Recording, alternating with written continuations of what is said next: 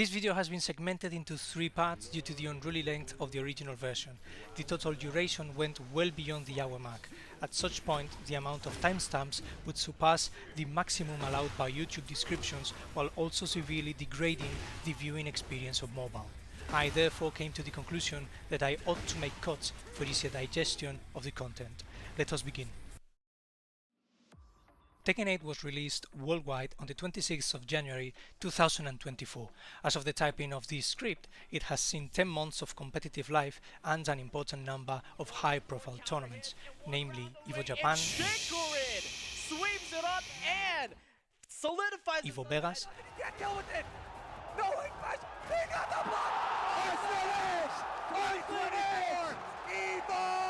champion. and the Esports World Cup. That's more than a Half-Life lead, commits to the 1-2-1. Ulsan, a series away from closing out, becoming your EWC champion, the 1-2-1.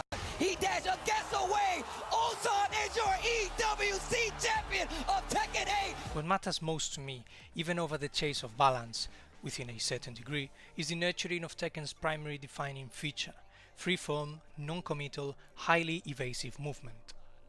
Tekken 7's entire existence is and will always be marked by its laser-focused intent to discourage the use of movement, heavily reducing its effectiveness and outright turning Tekken into a glorified 2D fighting game with extremely limited lateral movement and barely functioning backdashes. There were only 2 instances in which Tekken 7 offered the series' signature movement system, with the release of both Facunram and Safina. Facunram was swiftly dealt with, as his truly outstanding evasion and magnificent backdash, both worthy of Tag 2, were disastrously nerfed into oblivion, and the community of cattle clapped. The most common complaint that arose from the general community regarding Safina was, shockingly, that her movement needed to be severely nerfed. Instead of asking for massive buffs to the rest of the cast, the average Tekken 7 player simply wished the game to turn into even more of a 2D monstrosity. With the full release of Tekken 8, an almost complete season of competition, and no changes to the movement system itself, we can confidently take a retrospective analysis on how Tekken 8 fares in comparison to the previous entries in the series. Simply put, Tekken 8, despite suffering from severe balance issues arising from dumbfounding decisions surrounding power creep and its relation to specific character executional requirements, is a worthy follow-up to the series' legacy by offering truly evasive movement. However, wrapped around this hopeful statement is the ugly reality that has tortured us since Tekken became a proper 3D game. Lows remain all but homing in Tekken 8, with only discrete exceptions to the rule. More on this later on. On the matter of backwards movement, all claims made regarding backdashing are only a reminder that the overwhelming majority of the player base cannot actually perform proper backdashes. Take this example. Here is the most commonly used backdash cancelling technique, the reverse wave dash input, with King, a character that saw massive changes to his overall movement profile. And here is the same character doing a proper backdash cancel.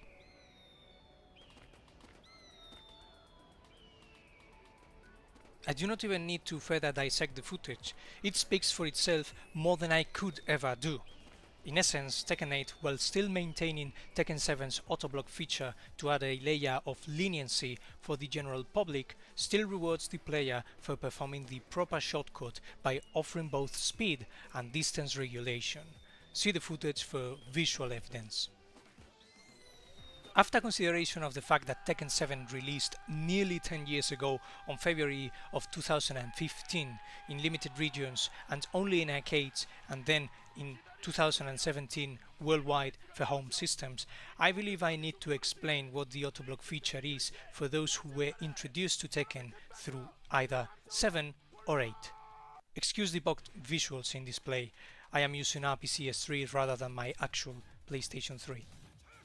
In seeking to lower executional requirements, Tekken 7 did away with a very crucial limitation built into regular backdashes in previous entries, that being the fact that blocking can only be performed by holding the second input of the backdash.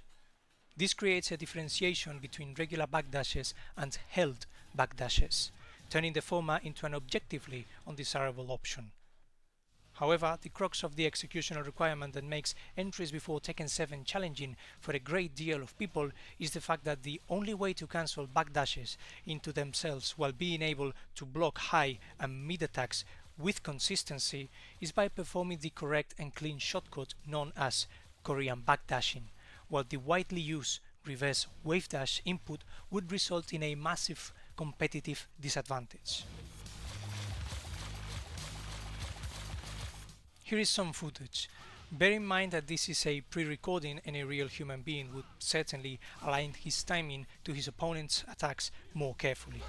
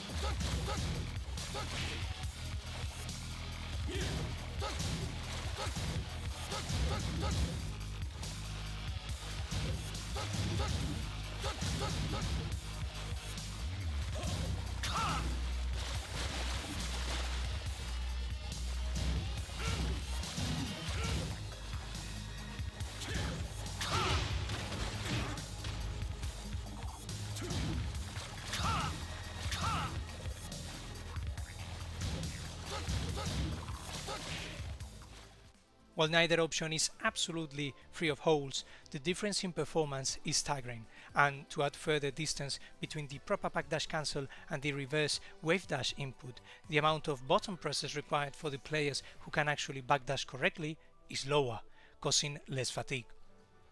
This very clear distinction between player skill levels is something Tekken 7 tackled and Tekken 8 followed suit. I am partial to the addition of auto-blocking, however, I am not partial to the shortening of the distance we have suffered since Tag 2 noticeably cut down Tekken 6's backdashes.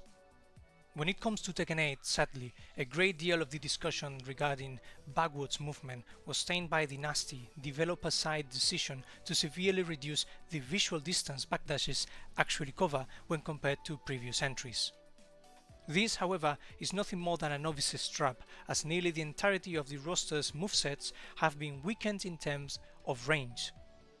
This, again, is such an obvious, blatant change that I do not believe I even need to further explain it.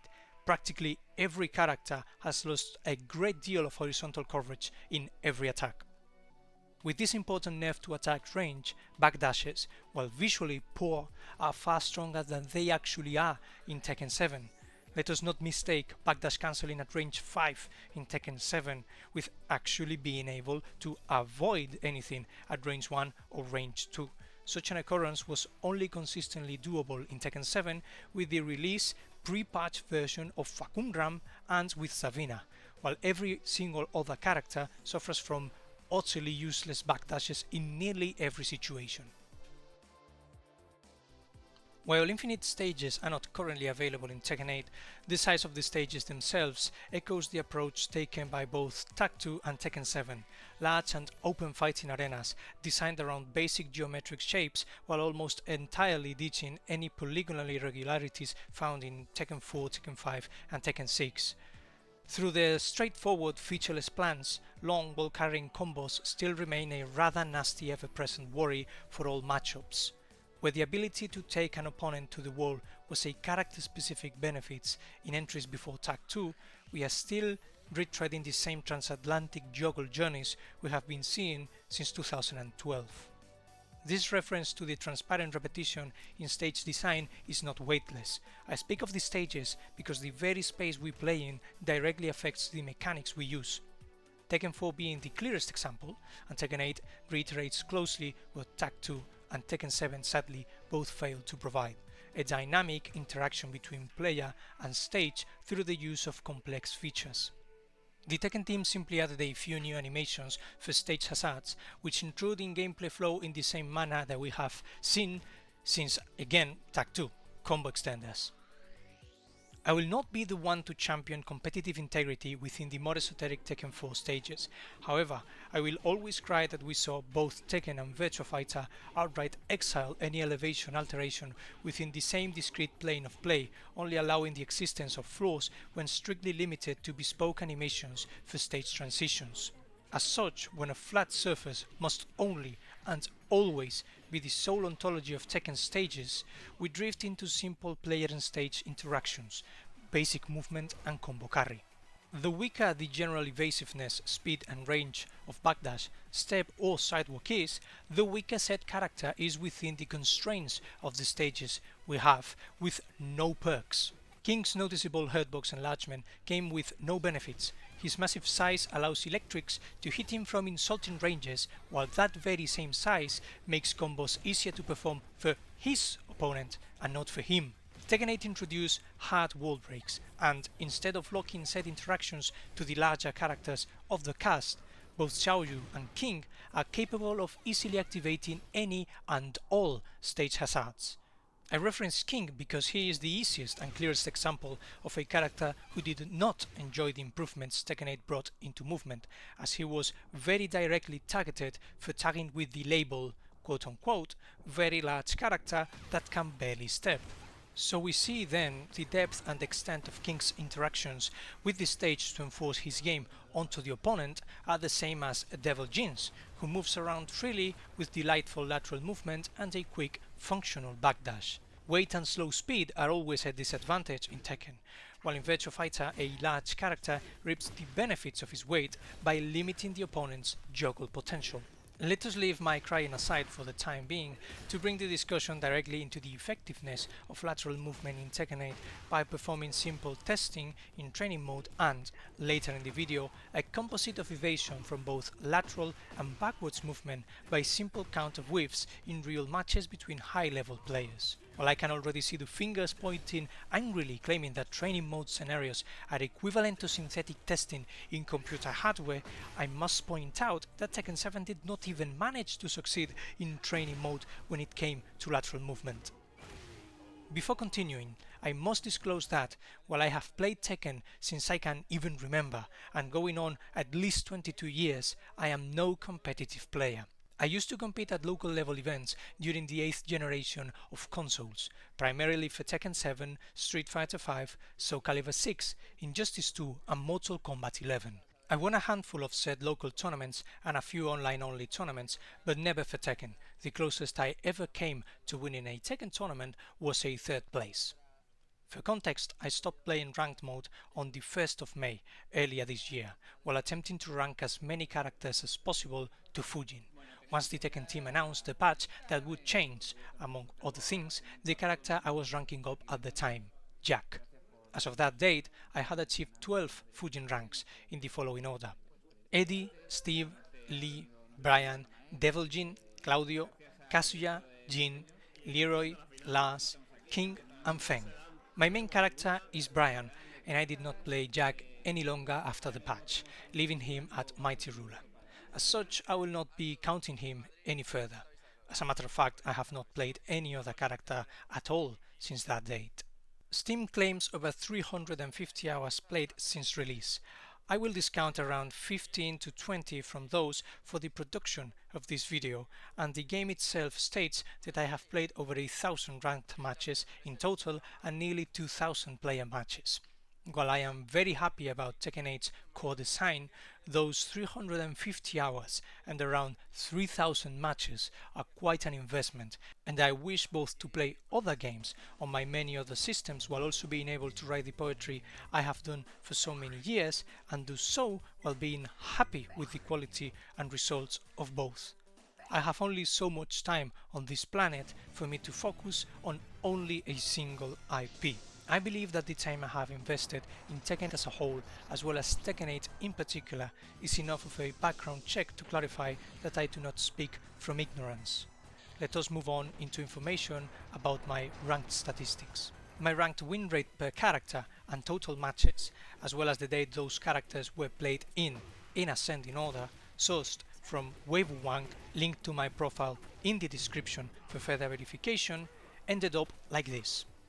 Kazuya at 75.2% win rate for 76 wins out of 101 games, played on the 21st of April, finished that same day. King at 76.9% win rate for 70 wins out of 91 games, played on the 26th of April, finished that same day. Leroy at 77.1% win rate for 71 wins out of 92 games, played on the 23rd and 24th of April. Feng at 78.1% win rate for 75 wins out of 96 games, played on the 26th and 27th of April. Lars at 82.7% win rate for 67 wins out of 81 games, played on the 24th of April, finished that same day. Eddie at 83.7% win rate for 124 wins out of 148 games, played on the 12th of April, finished that same day. Steve at 84.2% win rate for 80 wins out of 95 games, played on the 14th and 15th of April. Claudio at 86.5% win rate for 71 wins out of 82 games, played on the 20th of April, finished that same day. DJin at 87.8% win rate for 58 wins out of 66 games, played on the 18th of April. Of note, this was the shortest Fujin journey by a very noticeable margin. For one reason or another, I was matched against players at the 230 to 250k progress mark, which made this particular win rate all the more valuable. It was finished on the same day. Jin at 88.5% win rate for 77 wins out of 87 games, played on the 23rd of April, finished that same day. Lee at 92.7% win rate for 64 wins out of 69 games, played on the 15th of April, finished that same day. And finally, my main character, Brian at 94.2% win rate for 65 wins out of 69 games, played on the 16th of April, finished that same day. The following section of the video will be the results of my testing. After that, we will reference high-level matches and we will seek whiffs resulting from acceptable movement. More details regarding the counting process after the full set of lateral movement tests. I will be using Bryant and occasionally DJin in every test. In order to record consistent data, I will be making use of the game's built-in sidestep and sidewalk features, and only when a particular special situation arises will I record the CPU to enact the scenario for me to step, sidewalk, micro-step, or use a delayed sidewalk.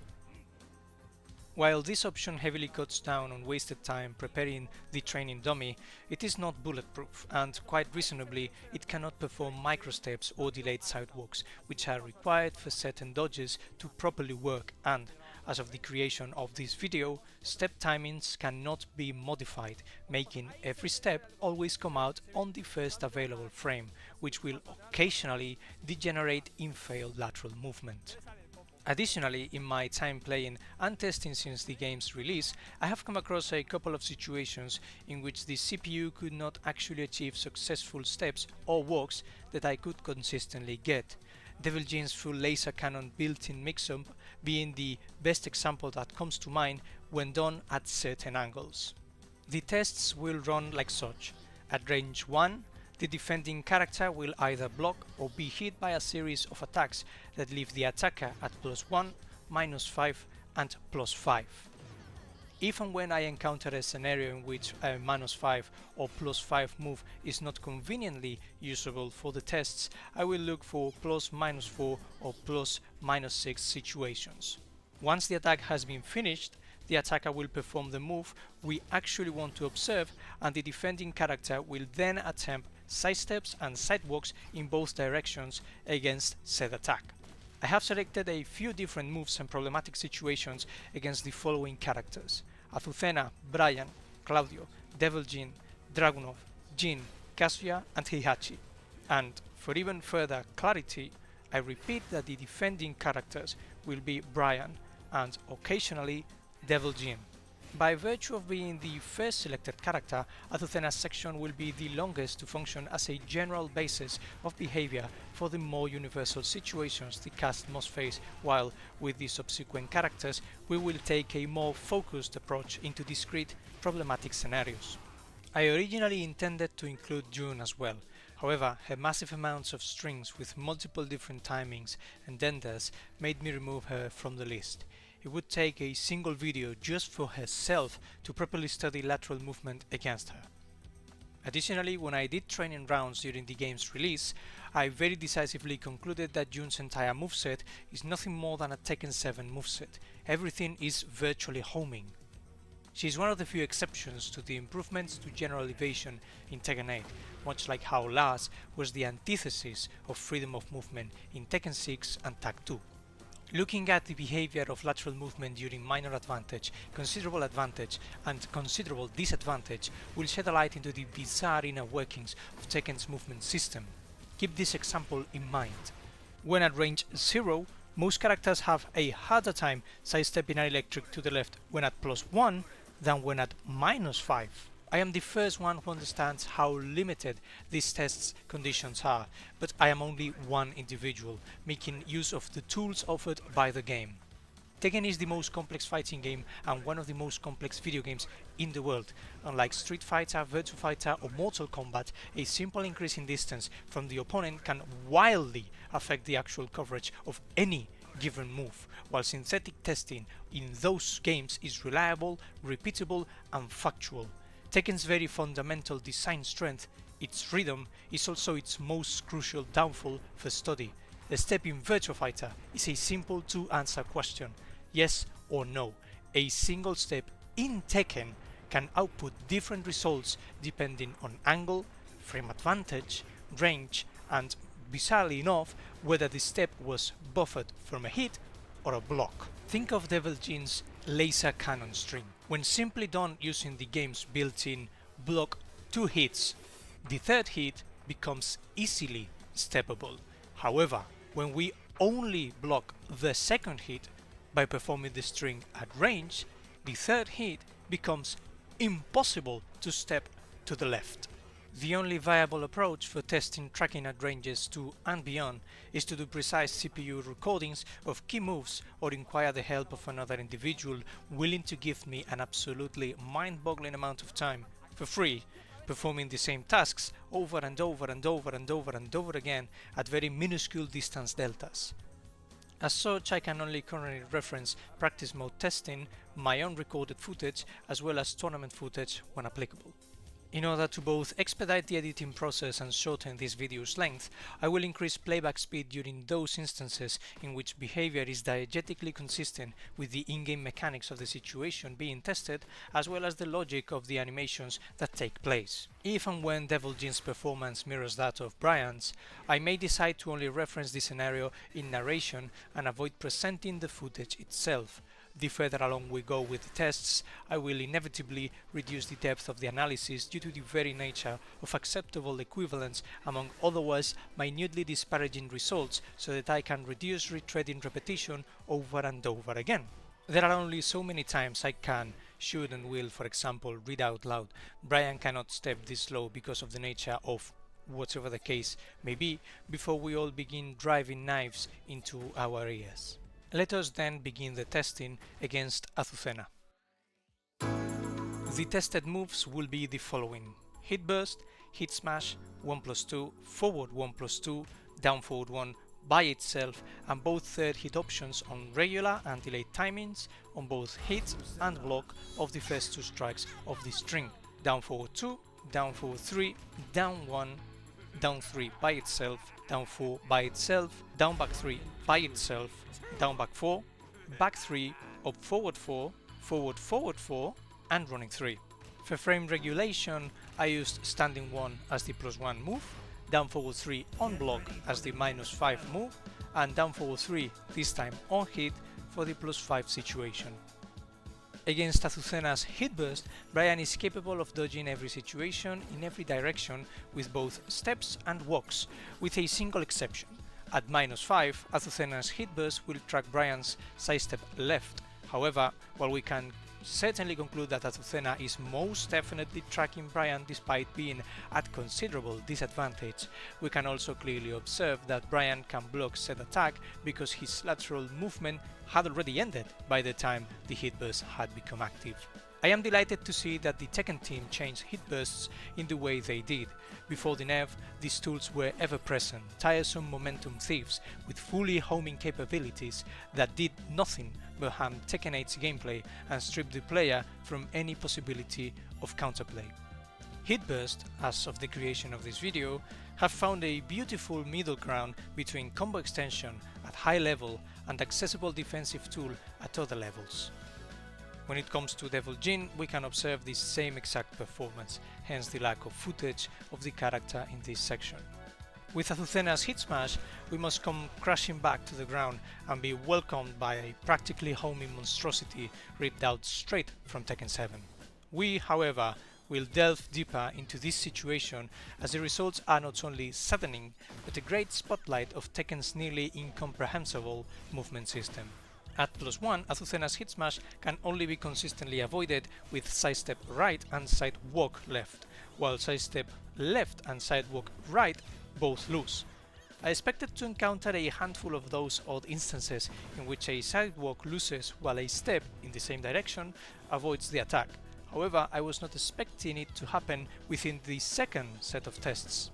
What causes this behavior is something I do not fully grasp yet, but I must believe it comes as a result from differences in the startup of the invulnerability, let us call it that for the duration of this video, to tracking during sidesteps and sidewalks.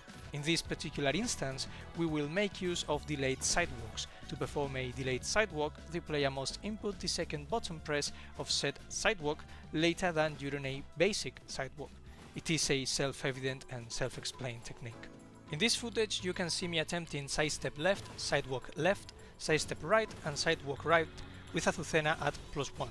Expectedly, sidestep left loses in every instance. Neither a delayed sidestep left or a micro sidestep left can actually avoid the hit smash, instead resulting always in either a hit at worst and a block at best. Sidewalk left is also a great example of the unfathomable complexity of Tekken's movement system. While a fully buffered sidewalk left will outright win in this situation, a delayed version, even if only slightly, will always lose. Every time we observe Brian be hit during a sidewalk, the blame falls entirely on the tardiness of the second input.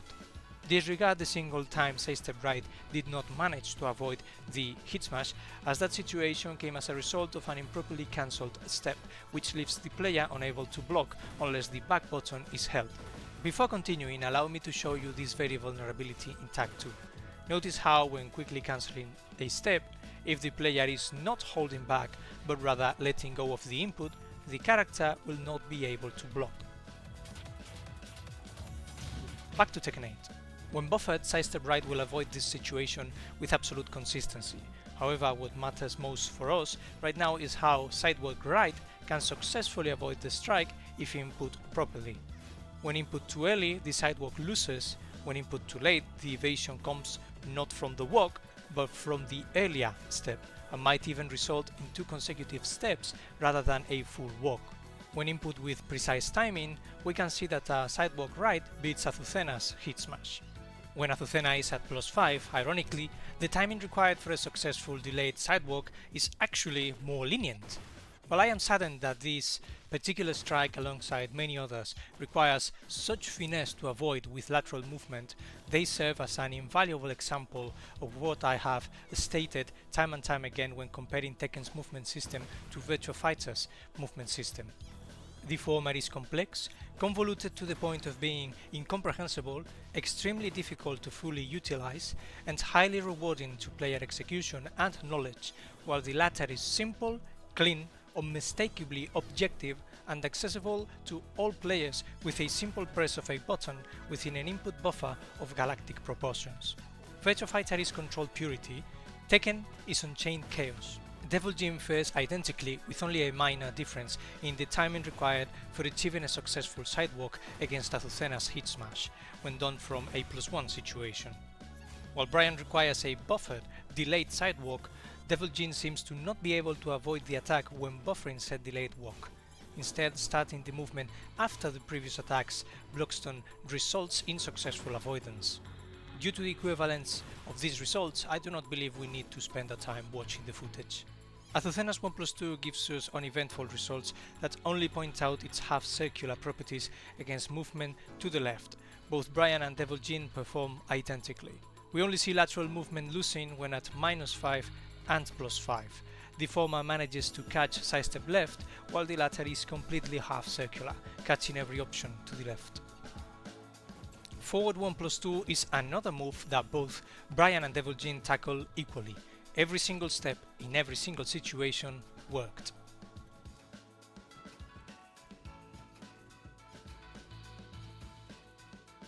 A few notes for down forward 1 and its follow-ups. We will only deal with the first hit of the string as well as the two options for third attack, on both delayed and instant timings, with the defendant having blocked the first two hits as well as after being hit by the first two parts of the string. The second hit by itself is a natural combo from down forward 1 and can no longer be delayed, while also locking the defendant in place, hence making step impossible. At +1, Azucena has complete control of movement to the right, with both Brian and DJin being unable to avoid the mid attack. At +5, both characters were incapable of dodging the 13 frame mid through lateral evasion. The more interesting case comes to us when Azucena is at -5. Steps and walks to the right expectedly lose. However, while Brian's sidestep left can sometimes win, with DJin's being more consistent, we can also observe that both characters are intercepted when performing buffered sidewalk left. In this instance, I decided to test delayed sidewalk again. And yet again, we see that a delayed sidewalk will indeed avoid Azucena's down forward 1 when she is at -5. However, I do have to point out that with DJin it is far easier to perform than with Brian. On to then the nasty follow-ups. While both the 1 and 2 enders were tested on both hit and block, every single instance of a string that connected resulted in both characters losing. Therefore, I will not show the footage. Down forward 1 for 1 with no delay is a safe on block, half circular, high, counter hit launcher ender that will consistently lose against sidestep right. However, it will beat buffered sidewalk right. This is true for both Brian and DJin. I will not test delayed sidewalk as I expect it to be successful due to how consistent sidestep right is. Shockingly enough, the 2 ender will intercept every single lateral movement option by both Brian and DJin, requiring a cancel into block. When delaying the string, practically all circularity is lost. However, the problem does not arise until we notice that, when blocked off axis, the 2 ender is no longer -10, but rather -9, making it safe. This means that a buffered sidestep right needs to be instantly cancelled to cover every option while being able to punish them. Surely this is not intended behavior. I refuse to believe that this particular ender was expected to connect on a later active frame, even on a short step, instead again requiring an immediate cancel. Even under this pre-recorded, highly controlled environment, I was completely unable to manage consistent punishments on the third hit of this string when setting Azucena to do both enders with both timings at random intervals. However, as the astute will point out, this is not an inherent failure of the movement system, but rather an unfortunate consequence of the 2 ender connecting on a frame that makes the strike safe. Disregarding this very worrying, practically safe string mix-up, we can evidently notice how even Brian can easily step to the right and, at worst, block the incoming strike, covering every option Azucena so chooses. Azucena's down forward 2 is both a frustrating capsule of Tekken's fascination with low risk, highly rewarding attacks with non-existent executional requirements that offer little in the way of counterplay, and another perfect example of the madness that is Tekken's movement. Both Brian and DJin behave identically. When at +1, sidestep right will easily avoid the launcher, while a buffered sidewalk right will simply lose. I do not need to test delayed sidewalk, I am certain it will work. It is at -5 that Tekken's lunacy gears its head. Now our characters can only avoid the mid attack by performing a fully buffered sidewalk left. Every single other option will outright lose. I cannot even begin to formulate a justification for such inconsistent behavior at only 4 frames of difference against the same characters at the same ballpark range. Not only do we need to swap directions, but we also need to then rely on buffered inputs. If Tekken 8 ever implements a hitbox, headbox and collision box viewer, I will immediately test this scenario again. If that has happened and no video has been released, please do comment below, as I might have forgotten about this situation by then. If I do not reply within this comment section, please do seek me in my Spanish speaking channels listed in my main page. I must remind everyone that this is a secondary channel and I only sign in sporadically. Let us get through down forward 3 quickly, a very consistent move that will intercept every single movement option except for fully buffered sidewalk left in every situation tested for both characters. Moving on. Down 1 is another consistent performer, considerably blind move that will lose in every situation tested except against sidestep left when at +5.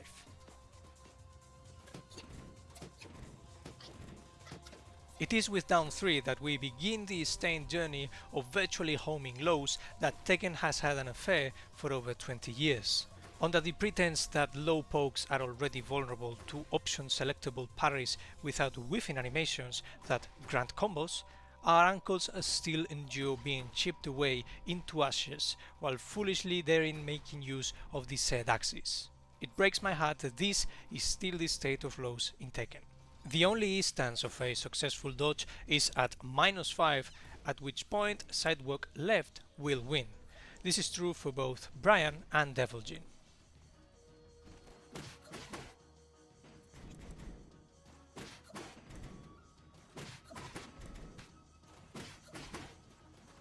Down 4.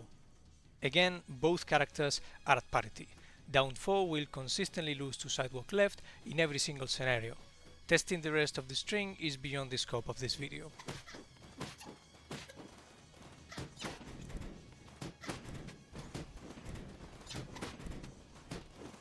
Down back 3. Fully homing, low attack that shatters both my feet and heart.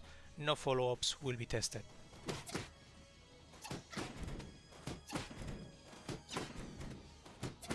With down back 4 we see a beautifully designed attack with diegetically logical tracking properties while maintaining mechanical justification.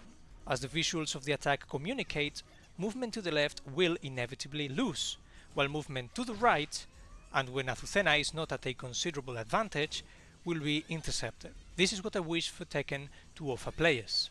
Little else to say other than to point out a bizarre situation. While Brian and DJin perform equally in this test, when at -5, the CPU will not be able to avoid the low with a sidestep right, while the very same CPU will avoid it with Brian. After testing it manually, I came to the conclusion that, for the first time in this set of examinations, Brian's lateral movement is easier to perform than DJin's. Here is some footage of DJin avoiding the low. Doing this requires stricter timing than for Brian.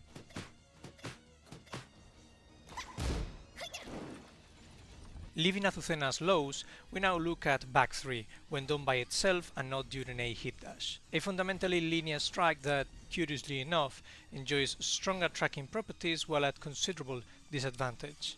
I must believe that, much like in previous situations, this comes as a result of the fact that our lateral movement's invulnerability has actually already run out by the time this attack becomes active, which, if correct, would imply that this scenario is yet another curious case of diegetically illogical mechanical justifications.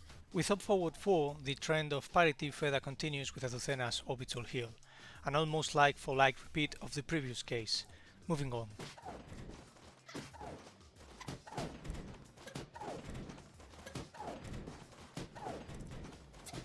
Forward 4. Please believe me when I say that I did not purposely arrange this list in such a manner that we would see groups of similarly behaving strikes. This is, quite simply, how the moves are actually listed within the game's move list. We have stumbled upon a curious coincidence, and I highly doubt this will be a repeatable pattern for other characters. Another move that follows the same logic as the two before it. To close Azucena's set of tests, we have worked through a series of different scenarios that gave us a helpful preliminary picture of Tekken 8's lateral movement within important discrete scenarios, both of the primary hit actions every character has access to, a hit engaging, high, power crush move, a regular mid launcher, a fast mid that also happens to have a built-in timing mix-up to cover both options, a set of low pokes, and a few slow mids. We now end up with the very scenario this testing wished to tackle to begin with, the character-defining problematic moves. While Running 3 has received severe nerfs since the game's release, but it still remains an oppressive tool, and Azucena's single design ontology, a mid to high, jailing, advantageous on block, long range attack that also does chip damage. Brian and DJin dealt similarly, however there were a few instances worth mentioning. At +1, both of Brian's walks consistently avoided Azucena. However, DJin could only use his sidewalk left to dodge, while his sidewalk right would lose in some way or another. Conversely, DJin's sidestep left could actually avoid while Running 3 considerably more consistently than Brian's.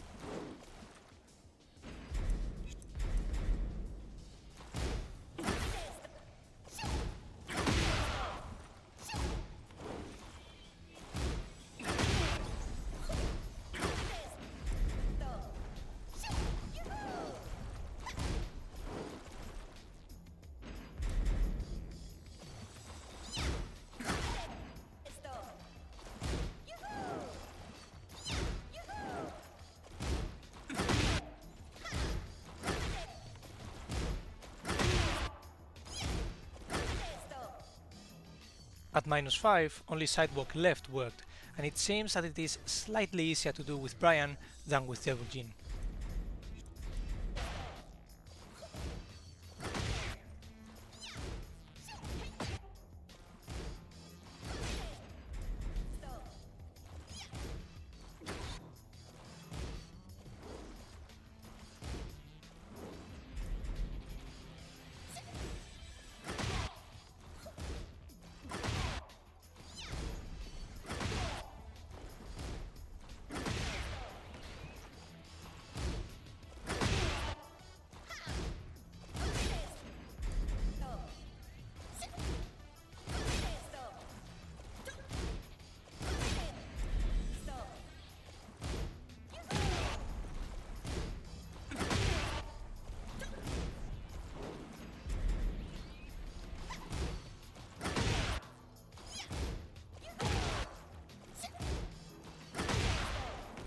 And at +5, we find another curious situation. Both characters can consistently evade the attack with movement to the left, while only Brian can use a fully buffered sidewalk right. DJin, however, will be hit by Azucena's knee, but the high follow-up will whiff. Do also take into consideration that testing any moves with more complex inputs than basic directional attacks will, due to my own human error, affect the results in ways that cannot be accounted for. However, precisely because Tekken is a video game played by humans against other humans, set deltas in execution consistency only help us see a closer behavior to that found in real player versus player environments. All in all, we can observe that Tekken 8 offers reliable movement counterplay against Azucena's key attack while at considerable disadvantage, allowing proper defensive play when the defendant finds himself in deeply problematic scenarios. However, even after the nerfs, a simple +1 advantage still grants Azucena a virtually homing strike that can only be reliably dealt with by committing to a full walk. But indeed, enforcing while running 3 loops from a single frame of advantage is a very tall order, and once its frame advantage was reduced to only, if you can really call it only, +2 on block, we could for certain see that tournament performances proved how limited such a low advantage is when attempting to pressure with a running move. It is because of both this and the consistency of lateral movement against while running 3 while at +5 that I can confidently state that, while this attack still enjoys excessive homing properties, it is no longer a trademark Tekken 7 mid, safe on block, full screen, homing missile at any frame advantage. I do not believe we even require a discussion on the irrelevance of the move's tracking performance when at -5. The gap to enforce such a situation would necessitate the defendant to be willingly giving up his pressure. Testing of such a scenario is out of the scope for this video. This is the end of the first part of the video. The next upload will begin with Brian's testing.